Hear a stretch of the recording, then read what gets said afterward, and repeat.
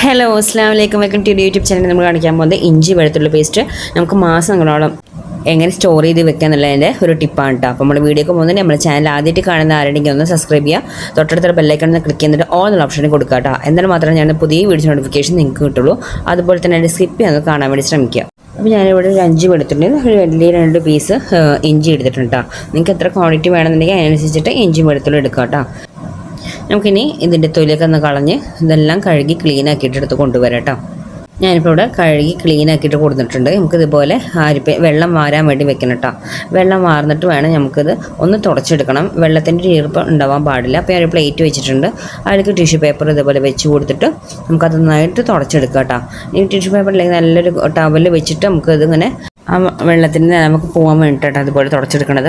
അപ്പോൾ നമുക്ക് ഒരുപാട് മാസമൊക്കെ നമുക്ക് ഇതുപോലെ സ്റ്റോർ ചെയ്ത് വെക്കണമെന്നുണ്ടെങ്കിൽ ഇതുപോലെ വെള്ളമില്ലാതൊക്കെ നമുക്ക് ഇതുപോലെ ആക്കി എടുക്കുക.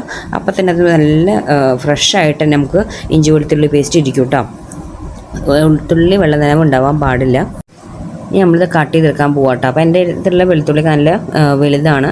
അപ്പോൾ ചെറുതാണെങ്കിൽ നിങ്ങളുടെ മിക്സിയുടെ ജാറ് നല്ല അരയുന്നതാണെങ്കിൽ നിങ്ങളത് കട്ട് ചെയ്യേണ്ട, അല്ലെങ്കിൽ ഇതുപോലെ ചെറുതാക്കി കട്ട് ചെയ്ത് കൊടുക്കുക കേട്ടോ. ഇഞ്ചി ആണെങ്കിലും നല്ല ചെറുതാക്കിയിട്ട് തന്നെ കട്ട് ചെയ്ത് കൊടുക്കുക.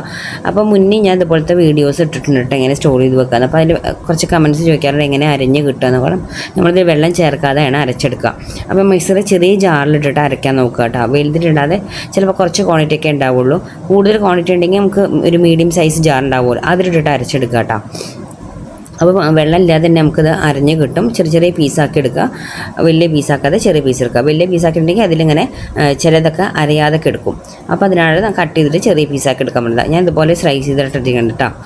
അപ്പോൾ ഞാനൊരു മീഡിയം സൈസ് ജാറിലാണ് ഇരിക്കുന്നത്, കാരണം പെട്ടെന്ന് അരയുന്നത് തന്നെയാണ്. ഇനി നമുക്കത് ജാറൊക്കെ നന്നായിട്ട് തുടച്ചിട്ട് അതിലേക്ക് ഇട്ട് കൊടുക്കുക കേട്ടോ. വെള്ളം നനവ് ജാറിൽ ഉണ്ടാവാൻ പാടില്ല. നല്ല തുണി വെച്ച് തുടച്ചതിന് ശേഷം ഇട്ട് കൊടുക്കുക. നമ്മൾ ഇഞ്ചി വെളുത്തുള്ളിയൊക്കെ ഇട്ട് കൊടുത്ത് അതിന് ശേഷം ഒരു 1/4 ടീസ്പൂൺ ഉപ്പിട്ട് കൊടുത്തിട്ടുണ്ട്. ഉപ്പ് ഒരുപാട് കൂടണ്ട, കാരണം നമ്മൾ ഓൾറെഡി കറികൾക്കൊക്കെ ഉപ്പ് ചേർക്കുന്നതാണ്. അതുകൊണ്ട് 1/4 ടീസ്പൂൺ ഇട്ട് കൊടുത്താൽ മതി. അതിൽ കല്ലുപ്പ് ഉണ്ടെങ്കിൽ അത് ഇട്ട് കൊടുത്താലും കുഴപ്പമില്ല കേട്ടോ. ഇനി അതിന് ശേഷം നമ്മൾ ഇട്ട് കൊടുത്തത് മഞ്ഞപ്പൊടിയാണ്. ഒരു 1/4 ടീസ്പൂൺ മഞ്ഞപ്പൊടി കൊടുക്കുക.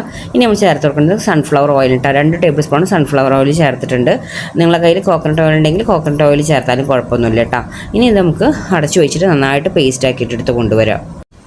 നമ്മളിതിവിടെ അരച്ച് കൊണ്ടിട്ട് കണ്ടില്ലേ, നല്ല പേസ്റ്റായിട്ട് കിട്ടിയിട്ടുണ്ട്. നമ്മൾ തുള്ളി വെള്ളം പോലും ആഡ് ചെയ്തിട്ടില്ല. എല്ലാം തന്നെ ഇതുപോലെ കിട്ടിയിട്ട് നമ്മൾ ആ ഒഴിച്ച ഓയിലില്ലേ ആ ഓയിൽ കിടന്നിട്ട് തന്നെ നല്ല പേസ്റ്റായി കിട്ടിയിട്ടുണ്ട് കേട്ടോ.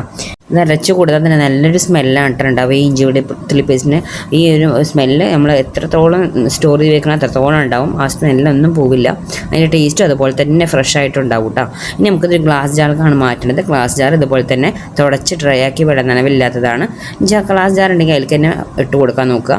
ഇനി നമുക്കിത് ഗ്ലാസ് ജാർ ഫുള്ളായതിനു ശേഷം നിങ്ങളുടെ കയ്യിൽ ഇനി ബാക്കി വരികയാണെങ്കിൽ നിങ്ങൾക്ക് ഐസ് ക്യൂബിൻ്റെ ട്രേ ഇല്ലേ അതിലാക്കി നിങ്ങൾക്ക് എടുത്ത് വെക്കാം. അപ്പോൾ നിങ്ങൾ ഫ്രീസറിൽ എടുത്ത് വെക്കുന്ന സമയത്ത് ഐസ് ക്യൂബിൻ്റെ ട്രേ കവർ ചെയ്തിട്ട് വേണം, മൂടി അടച്ചിട്ട് വേണ്ട വെക്കാൻ. ഓപ്പൺ ആയിട്ട് വെക്കാതെ അടച്ചു വെക്കാം. എന്നിട്ട് നമ്മൾ കുക്ക് ചെയ്യുന്ന സമയത്ത് ഓരോ പീസസ് ആക്കി നിങ്ങൾക്ക് എടുത്തിട്ട് കറികളൊക്കെ ചേർത്ത് കൊടുക്കാം കേട്ടോ. ഇപ്പോൾ ഇതിൽ സ്റ്റോർ ചെയ്തിട്ട് ഫുൾ ആവുകയാണെങ്കിൽ നിങ്ങൾക്ക് അത് സ്റ്റോർ ചെയ്തിട്ട് താഴെ ഫ്രിഡ്ജിൽ ഇതുപോലെ ബോട്ടിലാക്കിയിട്ട് വെക്കാം കേട്ടോ. അതുപോലെ തന്നെ നിങ്ങൾ ഉപയോഗിക്കുന്ന സമയത്ത് നമ്മൾ സ്പൂണൊക്കെ ഇട്ട് എടുക്കുമ്പോൾ വെള്ളം നനവില്ലാത്ത സ്പൂണൊക്കെ ഇട്ട് എടുത്ത് തന്നെ നല്ല കെയർ ചെയ്തിട്ട് യൂസ് ചെയ്താൽ തന്നെ നമുക്ക് 1 മാസം 2 മാസം വരയ്ക്ക് ഇത് ഫ്രഷ് ആയിട്ട് തന്നെ ഇരിക്കും കേട്ടോ. ഈ ഇഞ്ചി വെളുത്തുള്ളി പേസ്റ്റ് അപ്പോൾ എല്ലാവരും ഒന്ന് ഇതുപോലെ ട്രൈ ചെയ്ത് നോക്കാം കേട്ടോ. അത്ര നമ്മുടെ വീഡിയോ ലൈക്ക് ചെയ്യാനും ഷെയർ ചെയ്യാനും കമൻറ്റ് ചെയ്യാനും സബ്സ്ക്രൈബ് ചെയ്യാനും മറക്കരുത്. Okay, bye bye, thank you.